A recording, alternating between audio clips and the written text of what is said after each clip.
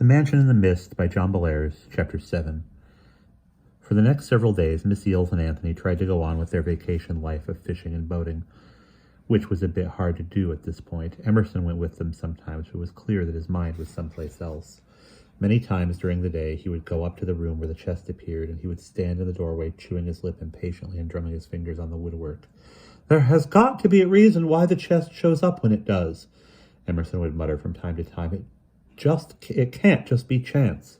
He examined every inch of the barren, dusty little room, but he found only one odd thing. The window was divided into 9 small panes, and the one in the upper right-hand corner had turned purple. This usually happens in very old houses with glass that is 200 years old or more. Impurities in the glass mix with sunlight and cause the change, but, as Emerson said to himself, the cottage was only about 90 years old, which meant that somebody had deliberately put the purple paint up there. But why? One evening, as the 3 vacationers were enjoying a delicious fish dinner in the kitchen, Emerson announced that he had figured it all out.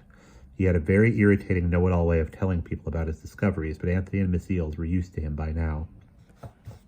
"The chest appears when some star or other shines through that purple pane," he said, as he munched a piece of fish. "That has got to be the explanation." Fussily, Emerson plucked a bone out of his fish fillet and laid it on the edge of his plate. Miss Eels eyed her brother skeptically. "Then why doesn't the stupid chest appear every night? The summer constellations are in the sky now, and they'll be there for quite a while. If some star controls the chest, it would have been shining in the window at the same time every night for at least several weeks." "Not if the sky was overcast," said Emerson smugly. "Personally, I think the star must be Arcturus. It's in the southern sky at present, and that window faces south." "But wouldn't the chest disappear when the star moved past the window, or when clouds came to cover the stars?" put in Anthony timidly. He never felt good about challenging Emerson's theories, but in this case he felt he had to. Emerson rubbed his chin and looked thoughtful. "Good comment," he muttered. "Very good, as I recall..." "Good comment," he muttered. "Very good. As I recall, your solo expedition took place during a storm, but the stars had been out earlier that night before the storm arose. All I can say is this. The star must make the chest appear, and once it's there, the chest stays until morning and then vanishes. Does that sound reasonable to you?" "As reasonable as a pineapple upside-down cake," said Miss Eels tartly. "As I recall, the very first time Anthony saw the chest, the stars were out all right, but he took us straight up to the room and the chest had disappeared. How do you explain that, Emerson Einstein Eels?" Emerson looked cranky, but then he chuckled. "Elementary, my dear Myra. Anthony said he opened the chest and then closed it again. Obviously, opening the chest prepares it for its journey to what's-this-land. We know that what a person then has to do to travel in the chest, climb in and say the magic words. But suppose you didn't want to make a trip yourself," Miss Eels muttered. That wouldn't strain my supposer at all." Emerson ignored her. "Let's say you only wanted to send some object to Foggy Bottom. Something like, a care package or an A-bomb. An object couldn't say the magical abracadabra, so you'd simply put it inside the chest and close the lid. Closing the lid puts the contraption on automatic pilot and sends it on its merry way. So when Anthony closed the thing, he dispatched it to the other dimension. By the time we got to the room, the chest was off to the land of mist." Miss Eels snorted.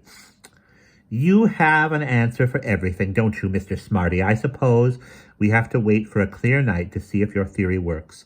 Personally, I hope the sky stays clouded over till Labor Day. I think you're crazy to want to go back to that mansion." Emerson said nothing, but he got up and went to the cook stove to see if there were any fish fillets left. He had caught the fish himself, so of course he thought they tasted delicious. 3 straight days of rain and cloudy weather followed.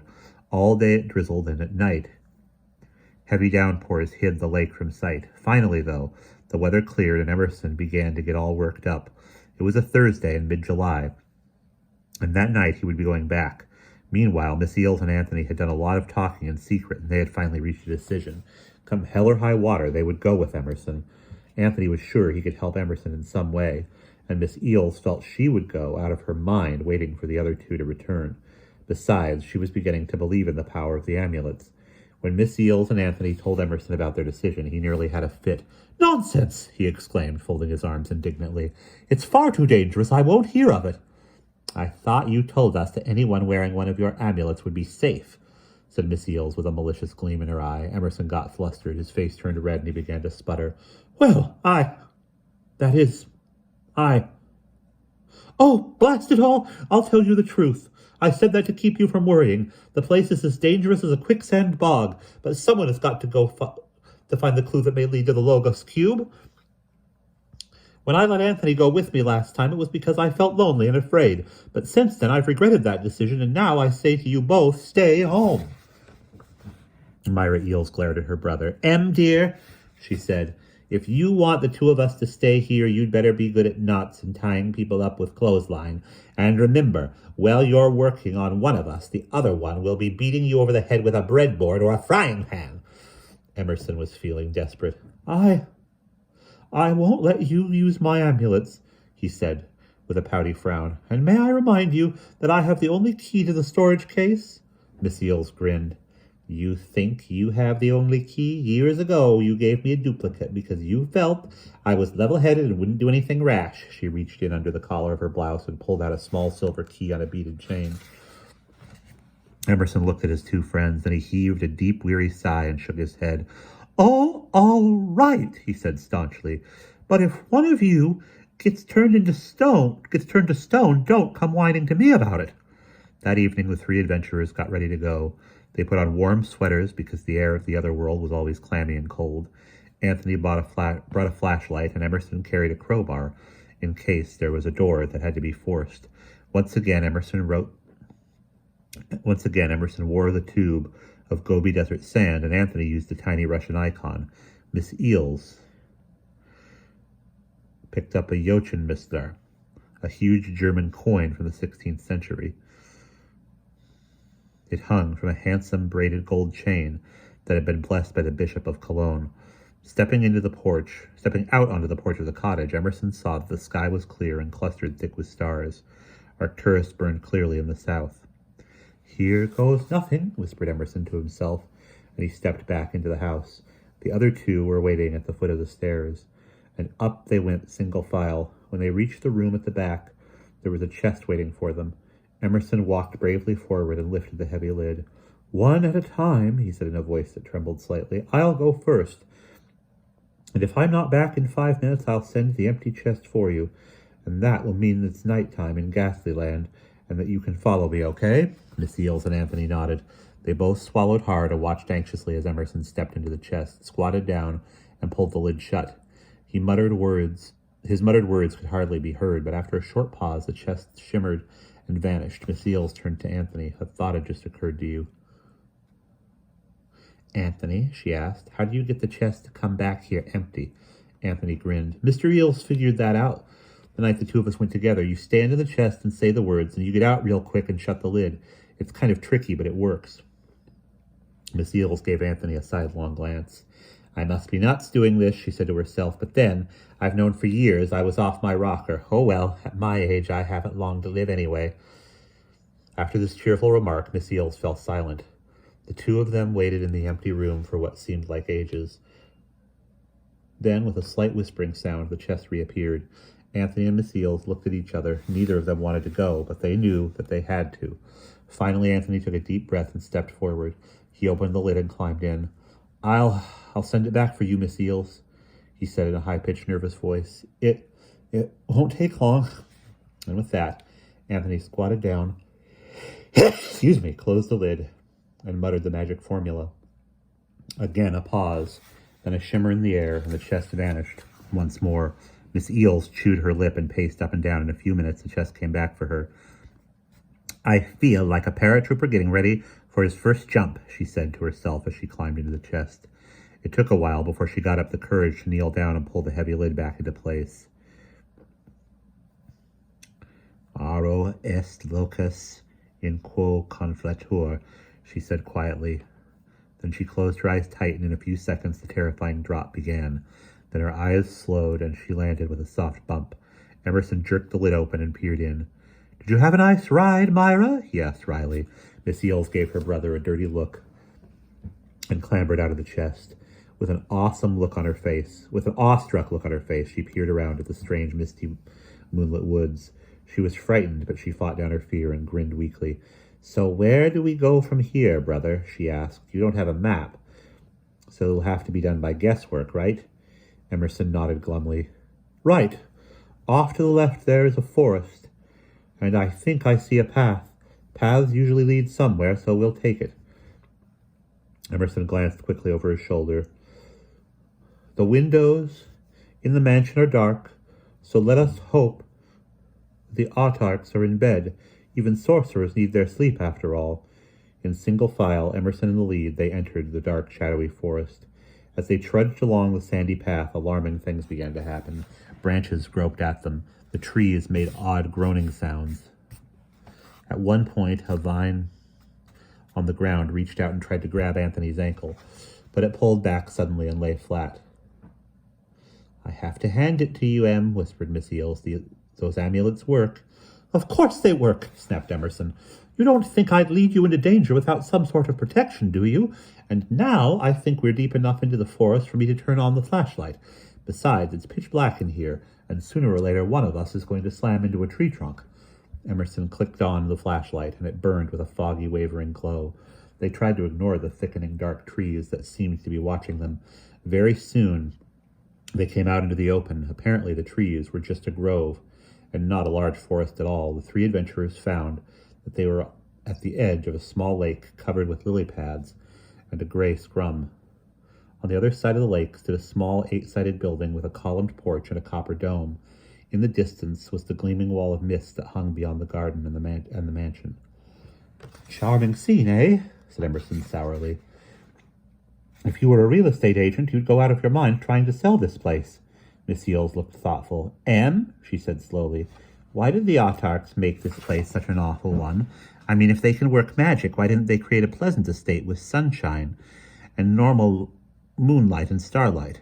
I suspect this estate had to turn out the way it did," Emerson answered, with a sad shake of his head. "Either the magic went haywire, or, well, who knows?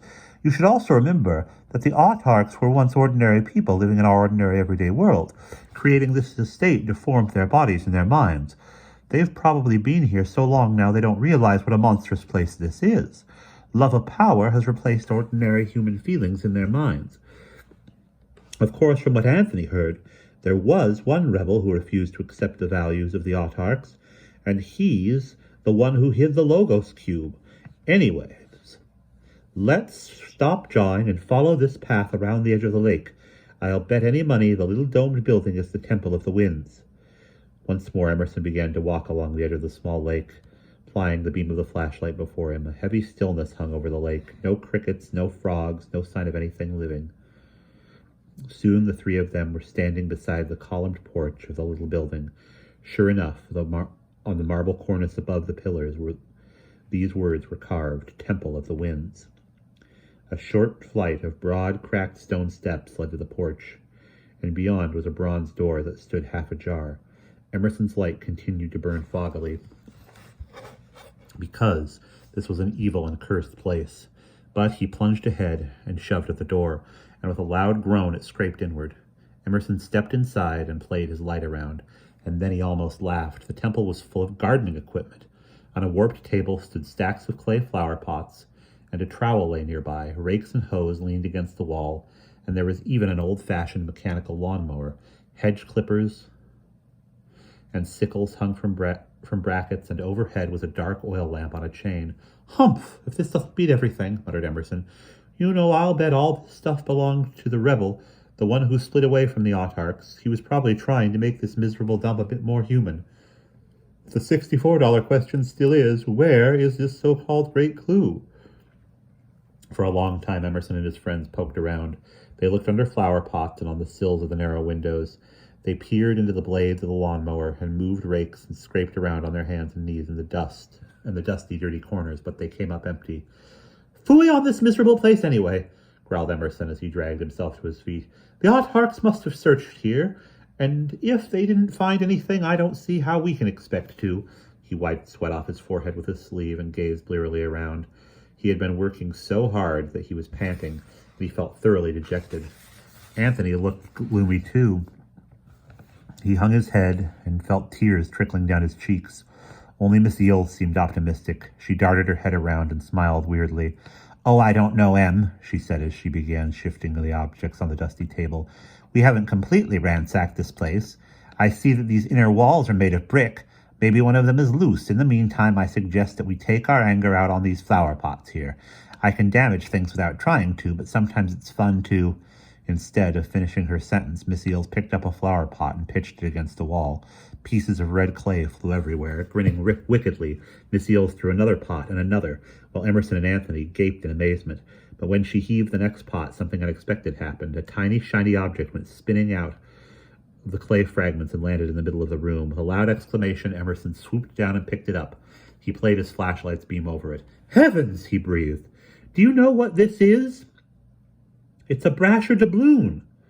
Miss Eels and Anthony stared in bewilderment. Emerson might as well have told them that he had found a packet of stardust or the Wizard of Oz's hat.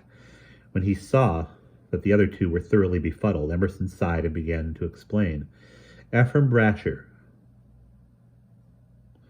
was a rich planter in Virginia before the Revolutionary War, a neighbor of George Washington's, in fact. Well, back in those days, private citizens could make gold and silver coins. All they needed was the metal and the coin press. Mr. Brasher struck some gold coins called doubloons, and only 3 are known to exist today. Needless to say, they are priceless and are all in museum collections. "And here is a 4th one," said Emerson, holding the coin up. "But whoever owned it has lowered its value a great deal by scratching a word on one side with a knife." Emerson handed the coin to Anthony, and he peered at it as the pale beam of the flashlight played over it. Sure enough, on one side of the coin, the word "Wabe" had been scratched in large capital letters. Anthony looked bewildered and gave the coin to Miss Eels so she could examine it. After squinting at the carved wood, she looked up. "And who or what is a wabe? Sounds like baby talk for wave, doesn't it?" Emerson shrugged. "Could be someone's name or just a piece of incredible folderol or a practical joke. But if this is a so-called great clue, I'll take vanilla, thank you."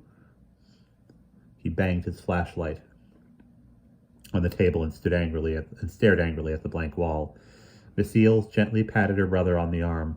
"Look, Em," she said quietly, "the meaning of clues isn't always clear. Maybe if we take the coin back with us and think a while, in peace and quiet of the cottage, we will decipher the meaning of the word. So come on, let's get out of this awful cursed place." Emerson didn't need to be persuaded. With a little shrug, he stuck the coin in his pocket and led the way out of the door, down the steps and along the sandy patch to the grove of trees. None of them liked the idea of entering the gloomy, sinister clump of trees again, but they had to. Again, the trees groaned and creaked, and vines groped feebly at them. But they were not stopped, and soon they stood by the chest again. One at a time, as before, they went back. Emerson first, then Anthony, and finally Miss Eels. Just before she climbed into the chest, Miss Eels took a quick look around. The mansion was still dark, and the plants and vines in the garden rustled uneasily because an intruder was near. Miss Eels did not notice a dark figure standing in the shadow of the grove of trees. And that is the end of Chapter 7.